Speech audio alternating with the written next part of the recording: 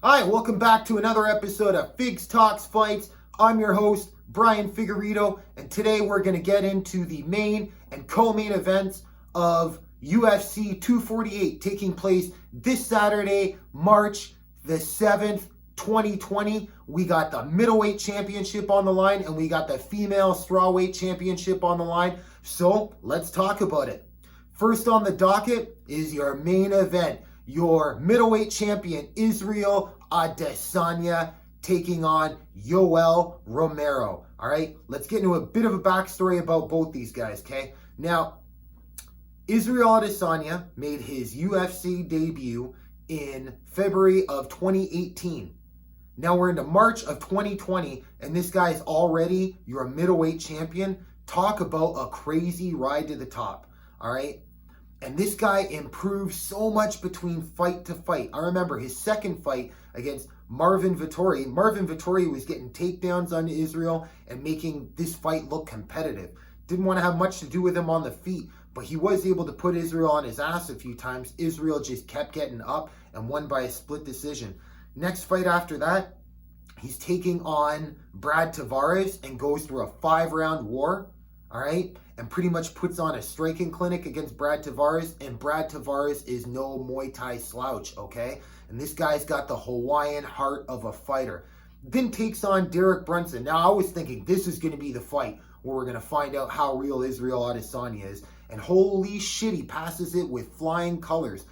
Derek Brunson could do nothing, okay? And Israel Adesanya was almost playing with him in this fight.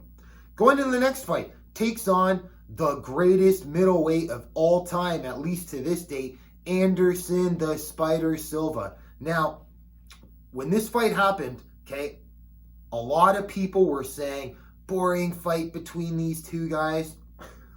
What? How is this a boring fight? This was an incredible fight, okay?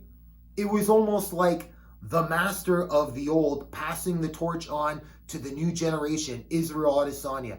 I thought both of these guys came out of this fight looking great. Anderson Silva clearly lost the fight. Okay, you might have been able to give him round 2 in that fight, but Israel Adesanya proved to be the dominant striker against a guy. Look, 10 years ago, Anderson Silva, you put his name against anybody, and nobody, you weren't picking anybody against Anderson unless you were a hater in those days, okay?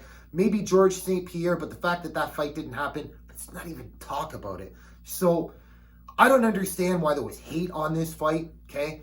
The kind of people that I think would say that's a boring fight, I suggest they go to last call at the bar, try to find 2 yo-yos whose eyes are just drooling out and drunk, okay? And make these 2 guys fight each other and just swing stupid haymakers, because this was a technical, brilliant fight that as many times as I rewatch it, I'm catching new things over and over, new slips, new head movements, new traps. There's a reason why these guys are dropping their hands just to set the other guy up. Both these guys are just slipping back to get out of the way of head kicks. Brilliant fight. If you haven't seen it before, which I can't imagine you're on this video and not seen that fight, but go rewatch it even if you have. Brilliant fight. So that night, Robert Whittaker was your middleweight champion at the time, was to take on Kelvin Gastelum, and Robert Whittaker had to pull out literally the day before out of the fight, being forced out because he had a hernia, all right? And it's possible in that fight that if he would have taken a blow to the stomach, that it could have ruptured and seriously put his life in jeopardy. Robert Whittaker is such a tough SOB. He wanted to fight anyways, but thankfully, the doctors got him into surgery and eventually healed up.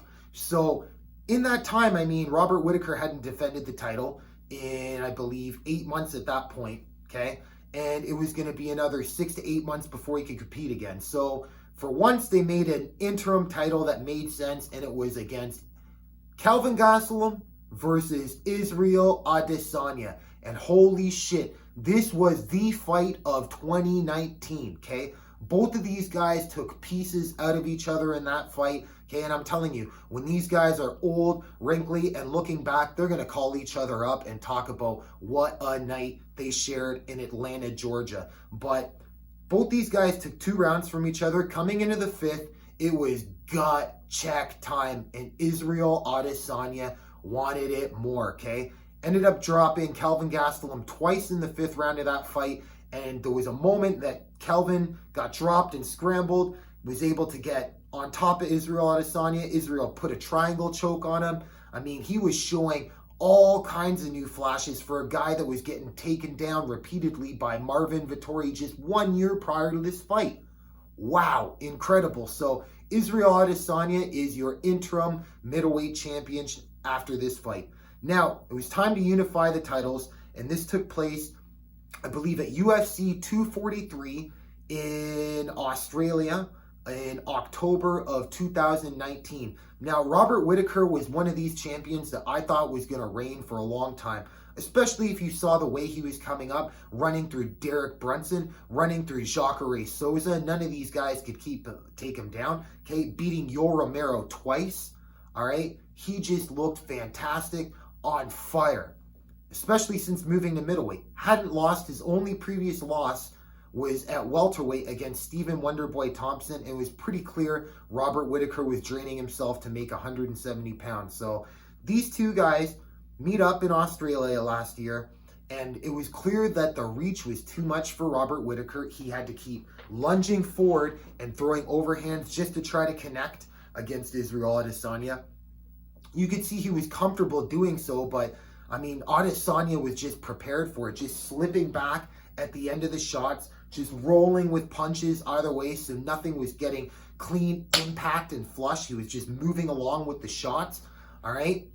Slipping great counters in there and just putting his own straights in on Robert Whittaker. And at the end of the 1st round, Israel Adesanya pretty much knocks Robert Whittaker out. Whittaker, okay, he gets saved by the bell, stumbles his way to his corner. You can tell his wits are not all about him at this point. All right, his corner's just giving him advice, trying to talk him through it. I mean, this is a championship on the line. The UFC title, I mean, the kind of money that comes with that changes not just your life, but your family's life, possibly your family's future generations coming up, depending on how far you can climb up the ladder from there. So Whittaker comes out and he's doing the same shit, just lunging forward with big overhands, and Adesanya just perfectly slips out of the way with one, just throws a short shot right on the chin of Robert Whittaker. All right, it was a precise shot that put him down and took him out. Was Whittaker hurt from the round before, and maybe that's why he went down so easily from this shot, or was it that precise? Who knows? We'll never know. But needless to say, Israel Adesanya looks unstoppable. So at the end of this fight, Paulo Costa is sitting first row, okay, ready to call out Adesanya. Now, the guy just won a title. Give him some respect, but Adesanya is down to play the freaking game. So he's responding to Paulo Costa, calling him a steroid monkey and that he's ready to take him on. And then after, it looks like we got our next middleweight championship fight going on. Paulo Costa gets bicep surgery. Okay, he's going to be out for a while. What the hell are we going to do? Respect to Israel, wants to be an active champion. Okay, he seems like the guy that wants to be racking up title defenses like the way Anderson Silva and George St. Pierre were doing in the late 2000s to the early 2010s. We really haven't seen a champion reign like that since maybe John Jones, but he can't keep his shit together outside of the cage. And we got a flash of it with Demetrius Johnson until, everybody wanted to fall asleep instead of watching one of the greatest fighters of all time fight. But this looks like somebody who can not only be a box office draw, but somebody who can just repeatedly defend the title. So who's the next best guy in line? According to the rankings, he just took out Whittaker. Paulo Costa is out for surgery. You got Yoel Romero. Why not? Just call out Yoel Romero. No big deal, right? Huh. So Yoel Romero is actually coming off of 2 losses coming into this fight, okay? And the one loss being to Paulo Costa. A lot of people have argued that Yoel Romero actually won that fight. It was a really close fight. This took place back in August of 2019. And look, I thought Paulo Costa won the first couple of rounds. The close fight either way. I would have to go back and rewatch it a million times to argue either way. But I have heard people tell me that Yoel Romero won that fight. Look, I'm not going to argue with you. All right, so is he the next best guy? I mean, who's his other loss coming to? Robert Whittaker, and another fight that a lot of people thought Yoel Romero beat Robert Whittaker. Now, I had Robert Whittaker winning the first 3 rounds of that fight, but I mean, the last 2 rounds, you could have given Yoel Romero a 10-8, which would make him your victor in that fight. Okay? Didn't happen. Needless to say, he didn't even make weight for that fight. So he wouldn't have been the champion anyway. So let's move on forward to this fight, all right?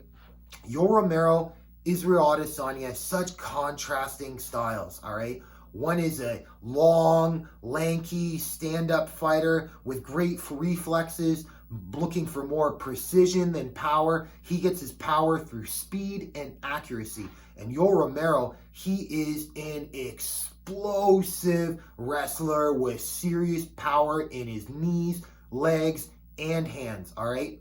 Yoel Romero was actually a silver medalist for freestyle wrestling in believe the year 2000, okay? When they went to Australia is when he won the silver medal in wrestling. So you would think a silver medalist in wrestling versus Israel Adesanya, who was getting taken down by Marvin Vettori just a little under 2 years ago. And that's no disrespect to Marvin, but we're talking about the elite of this division. Why not just wrestle him? Well, when was the last time you saw Yoel Romero wrestle anybody? Really, think about it. I mean, maybe he had a bunch of scrambles and got into a grappling exchange with Jacare Souza, but that was December 2015.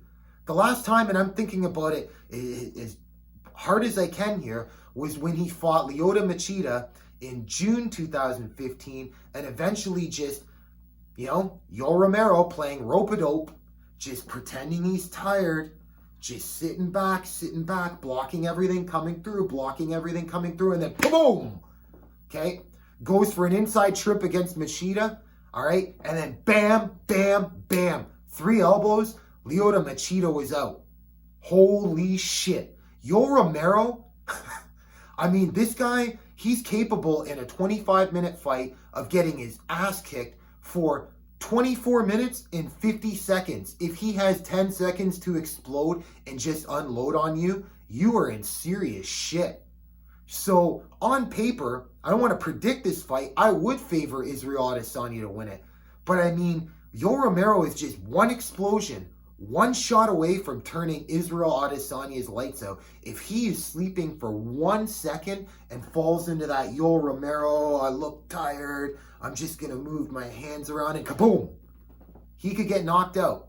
One thing that Israel Adesanya has been doing in his last 3 recent fights, most notably, okay, that I think is highly impressive, but I'm a little worried about in this fight, is he's always pulling back on these punches, just getting right out of range and getting into counter. Look, when Kelvin Gastelum was doing that, Kelvin Gastelum was sliding in like a boxer, okay? Kelvin Gastelum's around like 5'10", did not have a great reach against Israel Adesanya. He was still able to just slide in on his punches, get the range on the jab, and then put his right hand right behind it, all right, and find a home for it. Robert Whittaker, he was coming up a little short, okay, but he was at least just coming close to making a connection to Israel Adesanya just by lunging forward. Now, take in sliding in and lunging forward and the explosiveness of Yoel Romero, and you have yourselves a real possibility of Yoel Romero just catching Israel Adesanya with a left or an overhand right, okay? If you recall the Luke Rockhold fight that Yoel Romero had in February of 2018, this is exactly what happened. Yoel Romero was Luke Rockhold was keeping Yoel Romero at range with long kicks, okay? Southpaw kicks coming up high, coming up low, putting his punches together, avoiding the takedown from Yoel Romero. And as soon as Luke Rockhold got comfortable on the feet and said, shit, I got this guy, he's about to get tired any soon because he's looking like he's breathing out of his mouth. No way. Kaboosh!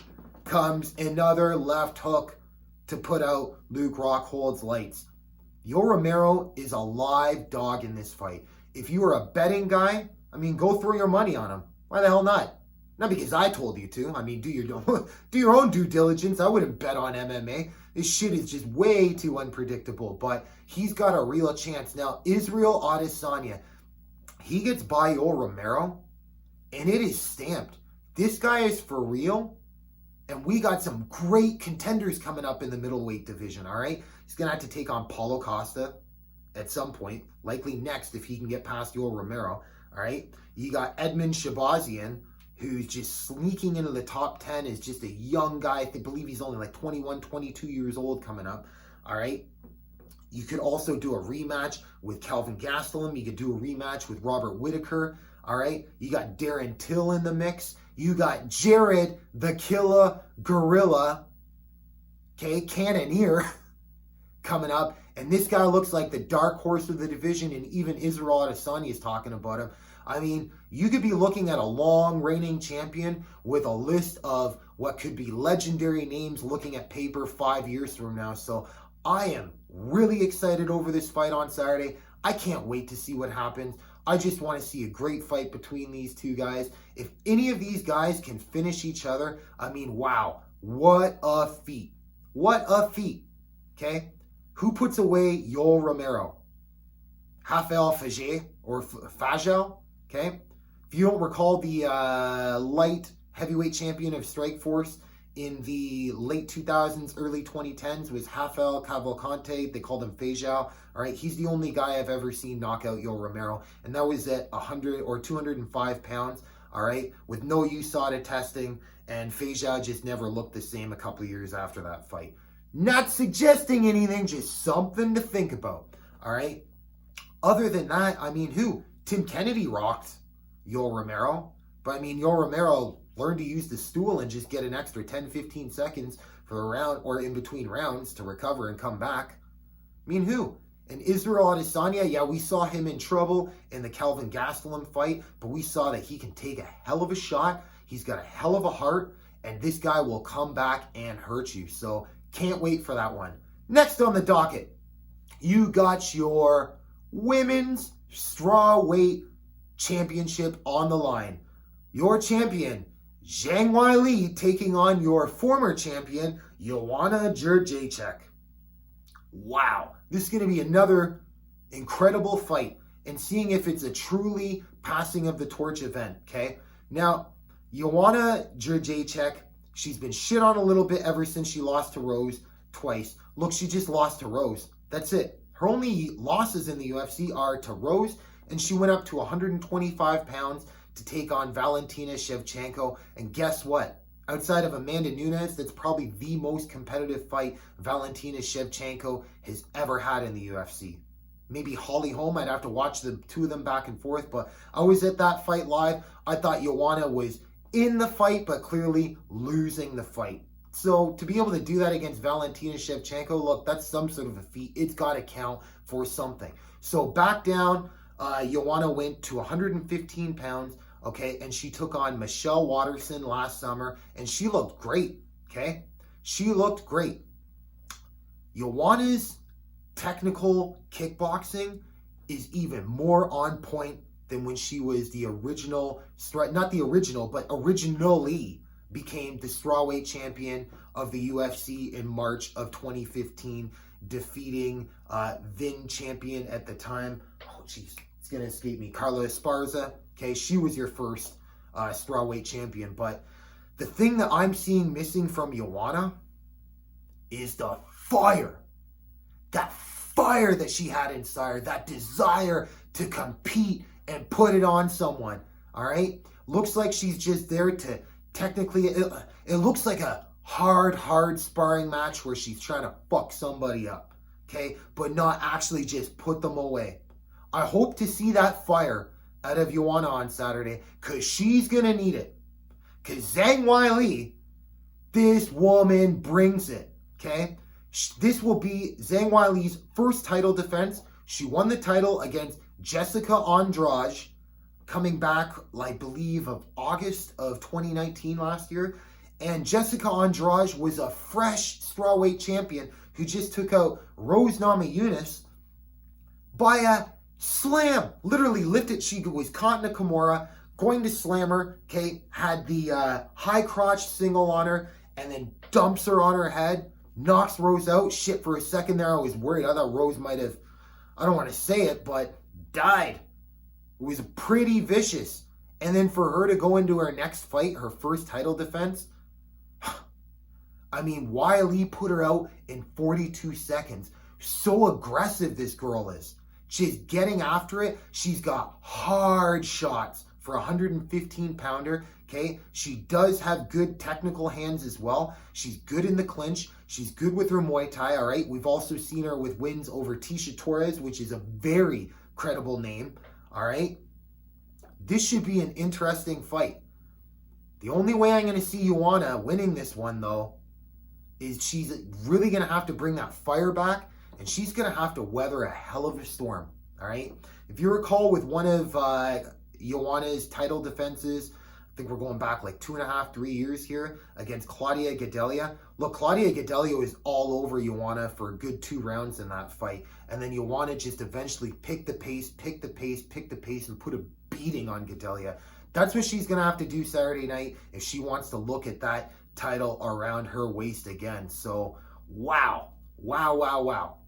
Okay, other things to mention is Sean O'Malley is coming back. He's headlining the prelim card. Now, let's talk about Sean O'Malley for a sec. He's been out for almost 2 years at this point. And it's clear to USADA that they're suspending him for some bullshit. I think Ostarine. I don't even know what the fuck Ostarine is. I'm not a PED guy.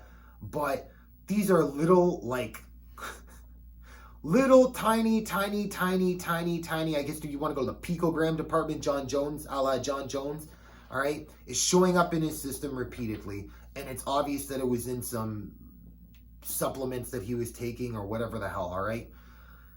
Look, I'll give Sean O'Malley the benefit of the doubt, because have you seen Sean O'Malley? It's pretty clear this guy is not on fucking steroids, all right?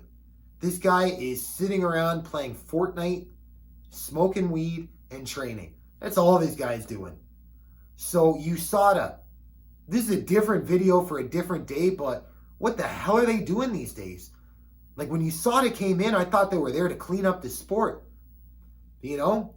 If you want to listen to a guy that knows what the hell he's talking about with USADA, check out Luke Thomas. All right? Luke Thomas brought up a good point a few months ago that, look, are they catching actual cheaters, or are they catching guys that buy shit supplements at GNC? Because it seems like they're catching more guys with shit supplements at GNC than they are actually getting people cheating. All right? And as much as I'm not a PED guy, I know that you can buy this designer shit that'll just, you know, start mapping your I don't know what the hell it's called. All right? I don't want to pretend like I know what I'm talking about here, but it'll just map the genes in your bloodstream so that you'll never be able to tell it's there. What the fuck?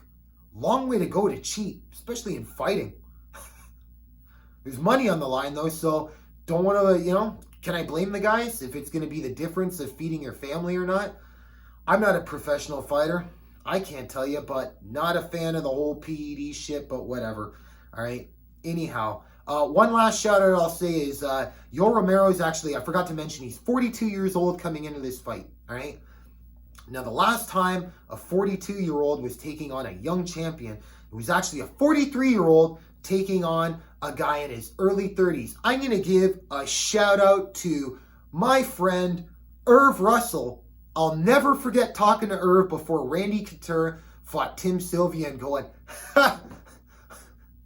Randy Couture's coming back to heavyweight after getting knocked out from Chuck Liddell at light heavyweight a year ago, and he's going to take on Tim Sylvia, who's at least 50 pounds heavier than Liddell. All right? Half a foot taller than Liddell. Has to hit a hell of a lot harder.